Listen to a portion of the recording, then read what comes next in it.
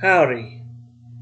This is not one of my usual content topics that I discuss on a regular basis, but I figure it's important with this modern lens of the Ukrainian conflict and all that sort of stuff to discuss. So, what is the difference between a good politician, a corrupt politician, and a stupid politician? That is the question I intend to answer on this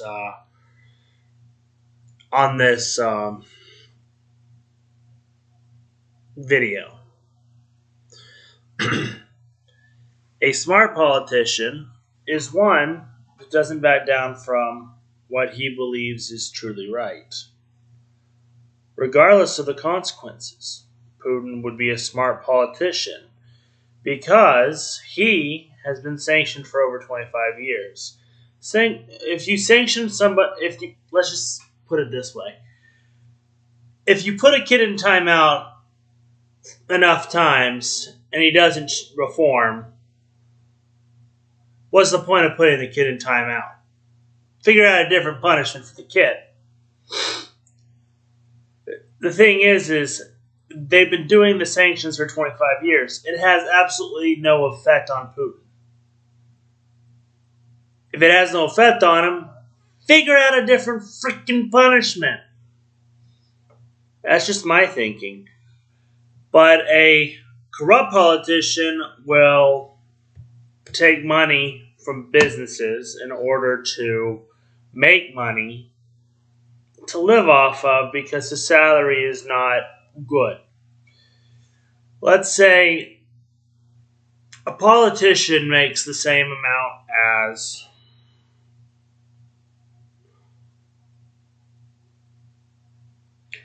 a military soldier that is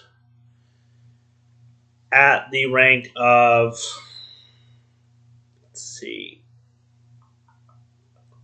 petty officer first class. Petty officer first class makes around $3,000 a month. In Washington, D.C., you can't live for $3,000 a month. Or you can't live for $3,000 a month, yes.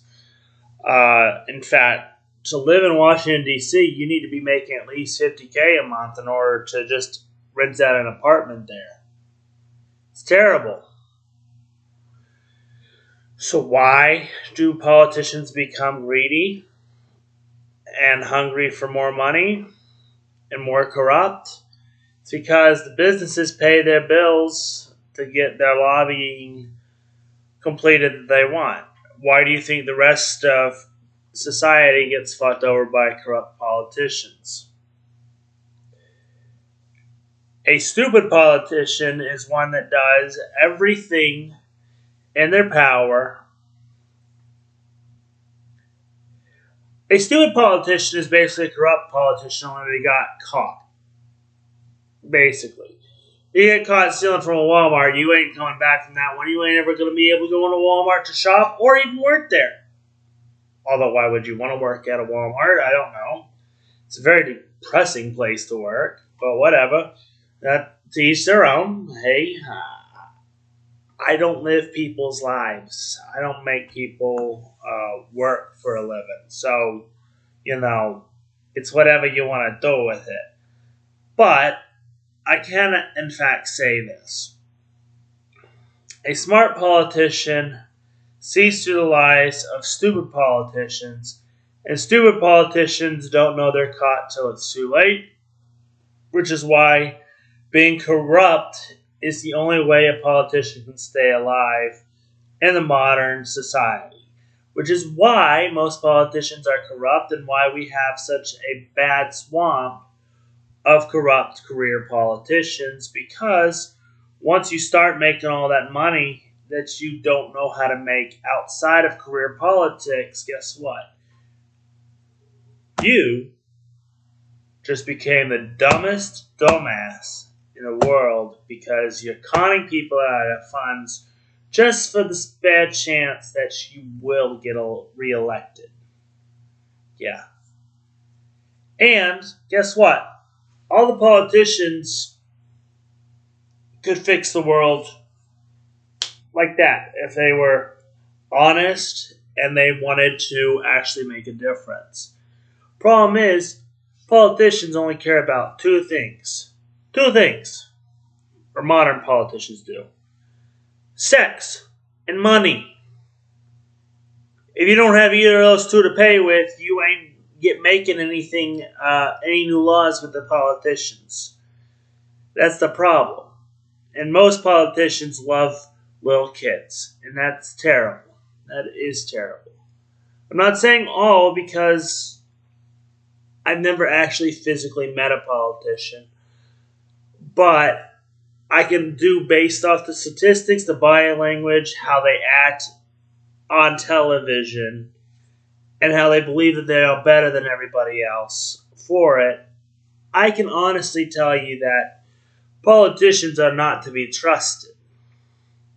Just like the Italian mafia is not to be trusted. But hey, that's just a theory. Am I telling you what to do or what to believe? No. I'm telling you my own thoughts on the matter. Now, here's the problem with a smart politician. A smart politician goes above the system. They are technically above the system because they are the best for the system. Therefore, they are incorruptible. By incorruptible, I just mean that they cannot have their motives changed by words alone. They cannot have their methods be changed by words, by actions, or by deeds. And those that try to change their actions by words, deeds, or actions, such as this Putin situation, is a dumbass. Because if you told a child 150 times to brush their teeth and they never brush their teeth, do you think they're actually going to brush their teeth on the 151st time? Probably not. If you ask a child to wash their hands 50 times, they walk in, waste a lot of time in the restroom, and don't wash their hands, what's the difference? Are you going to punish them? Or are you just going to stand there and watch them and make sure that they can be trusted with washing their hands? I mean, not washing your hands is not a spankable offense. So you just you stand at the bathroom door and watch them wash their hands. It's a terrible situation, but it's the only situation at which the child learns that they need to take care of themselves first and fix things later. The problem is, Ukraine was once a part of the USSR. Guess what? Putin only wants a whole USSR. He's very smart in the fact that he sees the sanctions that they've been doing for 25 years as a joke. NATO's been sanctioning him. The US has been sanctioning him. Hell, even China's been sanctioning him. Now, what do all these sanctions have in common? Nothing! Guess what they do? They do nothing. Ever heard of Adolf Hitler? They sanctioned the Germans right after World War II. Guess what it did? It made the Germans mad at their powerlessness, and guess what? You got after World War I, with the Treaty of Versailles, the Germans were sanctioned more than any other nation, and guess what? They had to pay war reparations, and they had no product to sell to any other country to get back those war reparations, those war payments, those military bonds, because they were told to basically take away all their military assets. Guess what? Adolf Hitler, while Germany was sanctioned, he was an Austrian, by the way. He wasn't a German. He preached I could bring back the German patriarch. Guess what? The Germans were striving for a person that would actually say that. That's how dictators are born. They make promises that they intend to keep. And guess what? Guess what our politicians in the U.S. do? They make promises. Guess what? I bet you every single politician you've elected in the last 50 years, out of the hundreds and hundreds of promises that they've made, they may have, at maximum, given 3 of those promises a damn good look. And the rest went away. The rest are always promises that are not kept.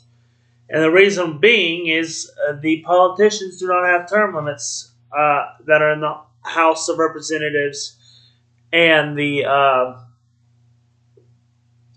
Senate. If they had term limits, they'd have a much more finite way to get those promises done quickly and effectively. I swear to you, they would have to get their promises done. And the other issue that we have is presidents who ideally want the same thing. All presidents want the same thing.